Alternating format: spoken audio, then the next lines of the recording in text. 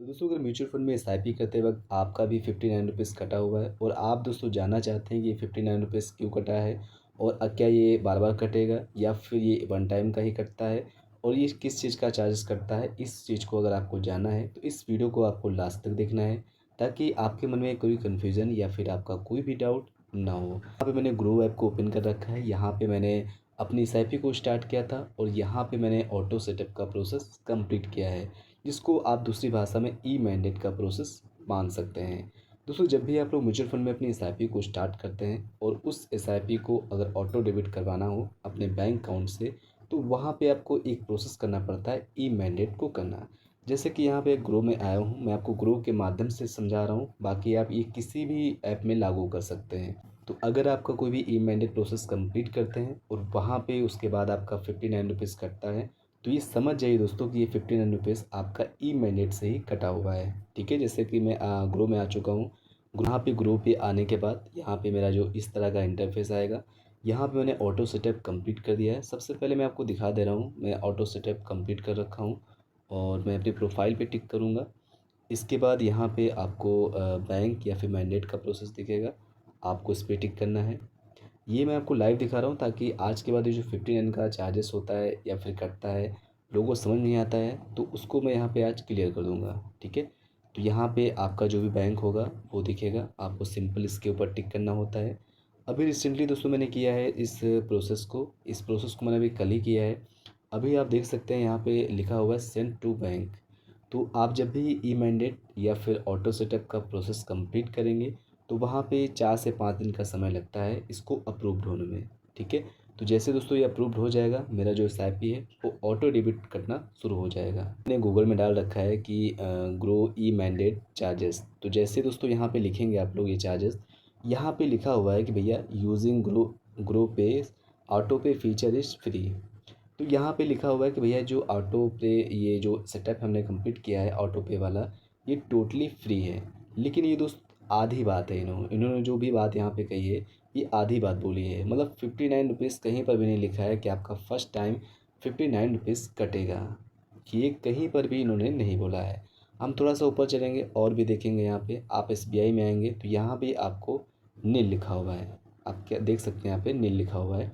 तो हो सकता है कि आप अगर एसबीआई के म्यूचुअल फंड में अपने ई मैंडेट के प्रोसेस को कंप्लीट करें तो वहाँ भी हो सकता है कि आपका 59 रुपीज़ डेबिट हो जाए। ठीक है, तो ये दोस्तों आपको फर्स्ट टाइम ही डेबिट होता है। जब आप फर्स्ट टाइम अपना ई मैंडेट प्रोसेस कंप्लीट करेंगे तो ये फर्स्ट टाइम आपका डेबिट हो सकता है आपके अकाउंट से। ठीक है, तो यहाँ पे ये दोस्तों क्लियर हो चुका है कि आपका जो 59 रुपीज़ अगर कटता है तो ये चार्जेस दोस्तों आपका ई मैंडेट का वन टाइम का होता है। ठीक है, ये आपका हर मंथ नहीं कटेगा, सिर्फ वन टाइम आपका एक प्रोसेसिंग चार्ज आपको लिया जाता है 59 रुपीज़। अब मैं आपको इसका प्रूफ भी दिखाता हूँ, जो मेरे अकाउंट से कटा हुआ है वहाँ पर वो लिख के भी आएगा, आप भी वहाँ पे चेक कर सकते हैं। अगर आपका 59 रुपीज़ कटता है तो वहाँ पे जो डिस्क्रिप्शन या फिर रिमार्क में जो लिख के आता है कि ये किस चीज़ का चार्जेस है वो वहाँ पे मेंशन होगा। तो चलिए मैं आपको अकाउंट स्टेटमेंट में दिखा देता हूँ। तो यहाँ पे मैंने यूनो ऐप को ओपन कर लिया है क्योंकि मैंने अपने एटीएम कार्ड से इस प्रोसेस को कंप्लीट किया था। और यहाँ पे मैं आपको दिखाता हूँ जो हमारा बैलेंस कटा हुआ था।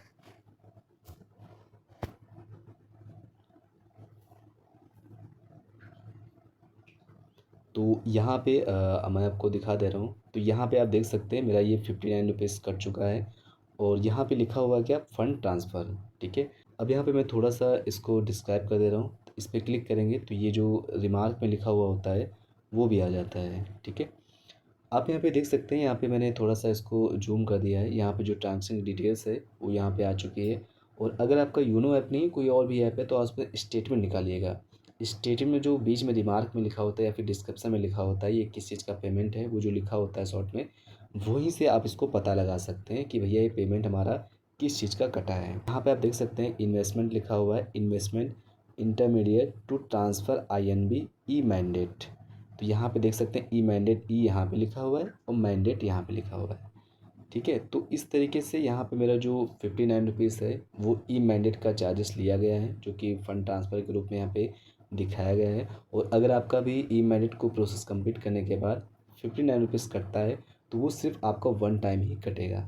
ठीक है, तो आई होप दोस्तों ये जो 59 रुपीज़ का कन्फ्यूज़न था आप अगर नेट पे देखेंगे तो भाई वहाँ पे कोई भी आपको नहीं बताएगा कि आपका 59 रुपीज़ फर्स्ट टाइम कटता है। मैंने बहुत सारा सर्च किया गूगल पे, ना तो एसबीआई का दिखेगा ना तो ग्रो का दिखेगा, मैंने किसी का भी नहीं देखा है, कहीं पर भी कोई नोट नहीं मेंशन है कि 59 रुपीज़ आपका वन टाइम का कटता है। ठीक है, तो ये जो कन्फ्यूजन था दोस्तों आज समाप्त हो चुका है।